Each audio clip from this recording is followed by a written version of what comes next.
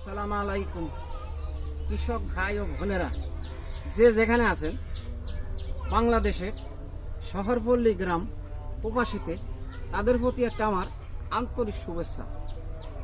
দেখেন এই যে পেঁপে গাছটা, দেখেন, এই যে পেঁপে, এই যে দেখেন এই পেঁপে গাছটা, আমি এখানে একটা আমার বাগান আছে বিল্ডিং এর সামনে।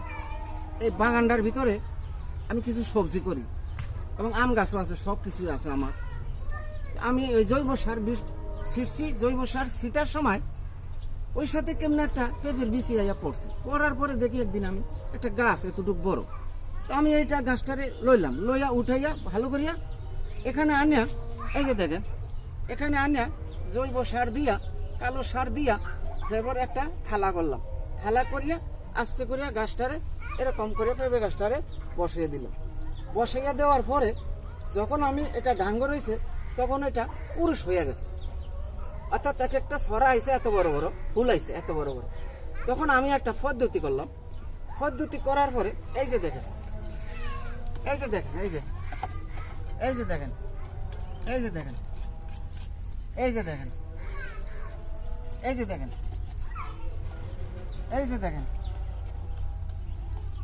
এই যে দেখেন, এটা পদ্ধতি করার পরে সেটা পেঁপে আসছে, ময়লা হয়ে গেছে। পেঁপে যে আসছে, এখন এটা যে জাতেরই হোক না কেন, যে বংশেরই হোক না, যে দেশেরই হোক না কেন, এটা পরিত্যক্তভাবে হয়েছে। কিন্তু এটার আনিয়া যখন পরিচর্যা করছে, অর্থাৎ এটার পরিচর্যা করে এটার ট্রিটমেন্ট দিছি, কি কি লাগবো টাকবো দিয়ে টিয়ে, তখন সে দেখেন ফলনে আসছে। ফলনে যখন আসছে, তখন দেখলাম যে এরকম বড় বড় ছড়াগুলো সে পুরুষ হয়ে গেছে।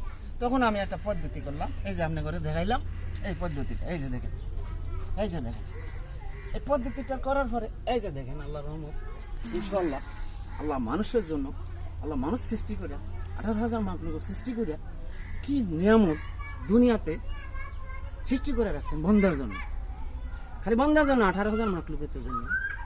এই যে পেঁপেটা এবার দেখা, এটা আরো এত বড় হবে, এত বড় হবে, এরকম বড় হবে। এই যে দেখেন কিভাবে আসছে, এই যে আসছে। হ্যাঁ, পরিচর্যা করতে হবে।